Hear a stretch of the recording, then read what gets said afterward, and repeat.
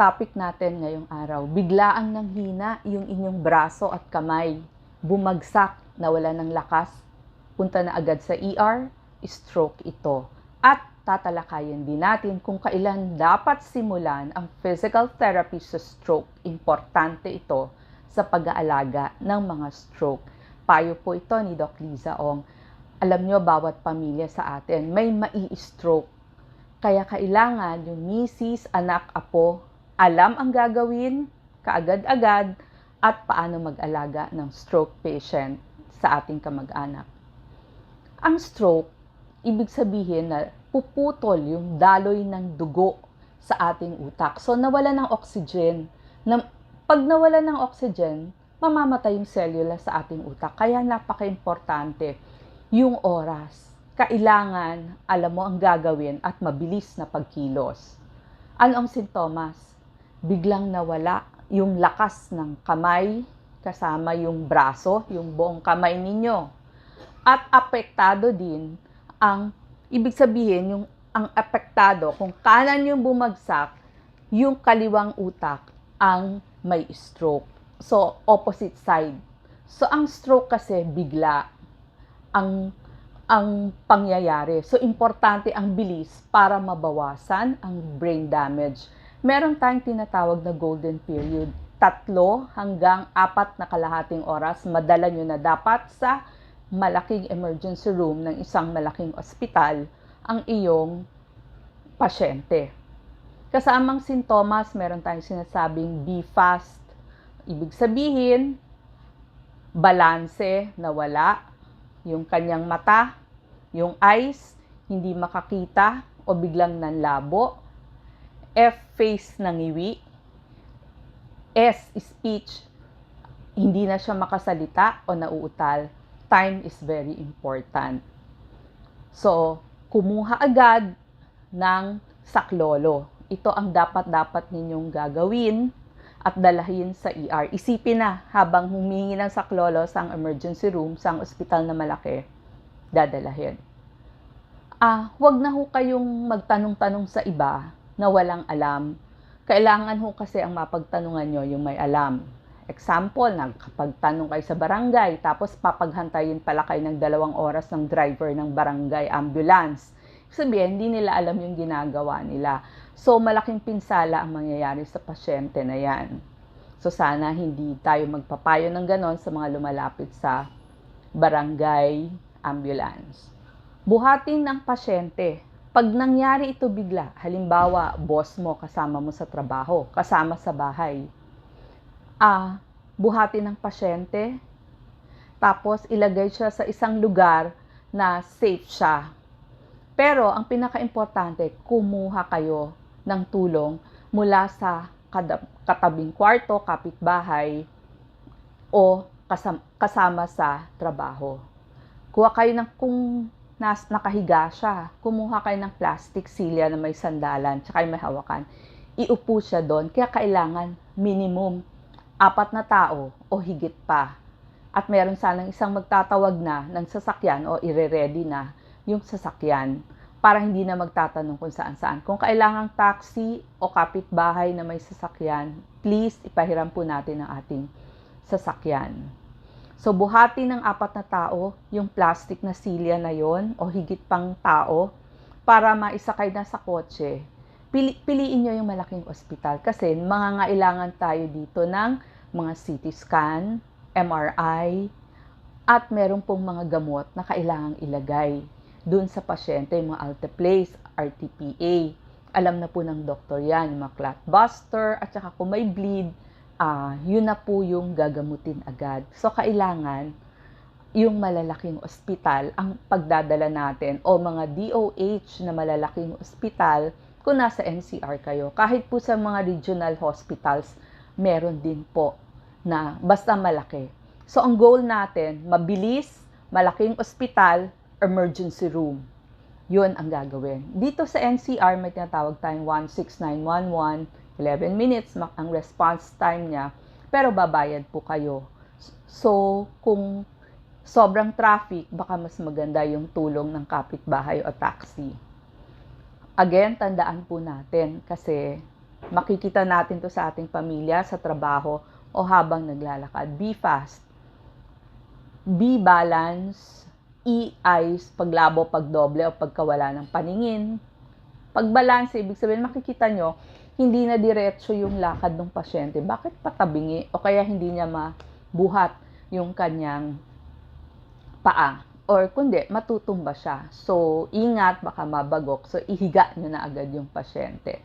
So, B, balance. E, eyes, paglabo, pagdoble, pagkawala ng paningin. F, face drooping. A, arm weakness. Wala nang lakas. Speech, nauutal na siya. Hirap siya magsalita. Time, you have to be fast. Okay? So, response natin, mabilisan. Kailangan ginagawa natin to. Bilang mga kamag-anak. Ito po ang unang tanong. Kailan sisimulan ang physical therapy sa stroke? Dapat po, pag na-admit na ang pasyente or sa ER, nabigyan na kayo ng neurologist, 24 to 48 hours, hihingi ng neurologist sa inyo or hilingin nyo sa inyong doktor sa utak, neuro, ang tawag doon, neurologist, neurologist, ang rehabilitation medicine doctor. Ibig sabihin, siya po yung magpapapiti. Huwag ho nating sagutin na, magpapahinga ho muna kasi pagod. Mali po. Tayo po ang mag-aalaga sa ating kamag-anak. Malalaman nyo rin bakit kailangang maaga. So, sundin nyo po ang payo ng doktor ninyo. Number 2, mas malaki ba ang full recovery ng pasyente sa maagang PT? Oo, maagang PT, mas mabilis ang recovery, better, mas maganda yung function niya, makakagalaw siya, hindi disabled habang buhay ang pasyente ninyo o ang kasama niyo sa bahay. Kasi alam ko, maraming mga pamilya dyan magre-reklamo pag matagal o taon na silang nag-aalaga ng na-disabled ng stroke. So, para ho hindi ma-disabled yung kamag-anak nyo, maagang PT ang sagot doon. Masakit ba ang PT? Hindi, kasi yung sessions noon gentle, dahan-dahan at guided ng rehabilitation medicine doctor. So, depende sa ability ng pasyente. Pwede ituloy sa bahay ang physical therapy? Oo. So, bakit kailangan ang agarang physical therapy? Para makakilos muli ang inyong kamag-anak. Mas independent siya, hindi alagain, hindi kayo mahihirapang mag-alaga. So, makakatrabaho pare-pareho. So, gusto mo makabalik siya sa normal, hindi ba? Kasi, kapag maagang PT, nagre-rewire agad yung utak eh. Kaya kailangan, on the first 24 to 48 hours, ma-rewire na yung mga connections sa kanyang utak, yung kanyang mga nerves, magdikit-dikit na ulit. Ano ang benepisyo ng maagang physical therapy? Mas maganda ang kanyang paggalaw. Iwas sa bed sore. Nakakita na ba kayo ng 2 oras pa lang nagbe-bed sore na? Dahil hindi nyo iginalaw yung pasyente ninyo na naging gulay. Mahirap yon gamutin. 2 hours kailangan nagagalaw na siya, nasa side to side na siya. Tapos yung isip ng pasyente, mas hindi depressed. Mas kasi alam nila makakabalik sila ng normal. Ayaw nilang makita na may disability sila. Mas masaya yung pasyente kasi merong naging normal ulit.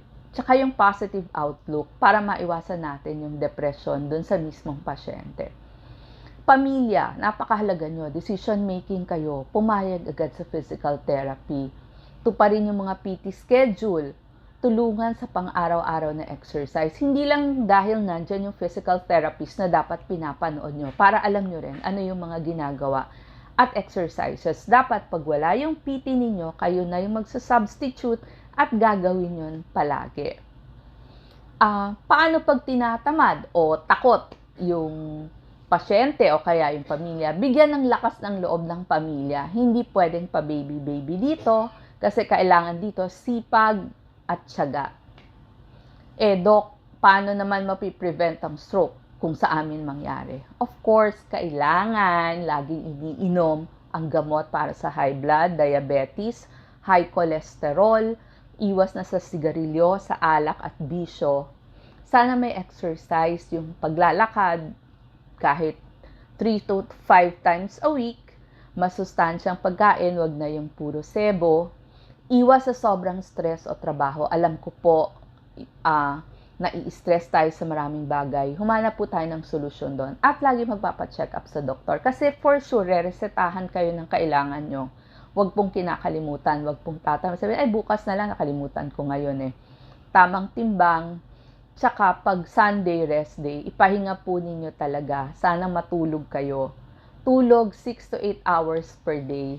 Sanayin po natin yung buong pamilya natin na ganun ang ginagawa. Kapag ginawa ho natin to, hindi tayo mai-stroke tayo mismo, or kung may kasama kayo, yung boss nyo, katrabaho nyo, napansin nyo agad yung mga sintomas, alam nyo na ang gagawin, tawag agad ng tulong, punta sa pinakamalaking hospital, alam nyo na rin ang mga dahilan, para walang disability yung na-stroke patient natin at makabalik din siya sa normal na pamumuhay.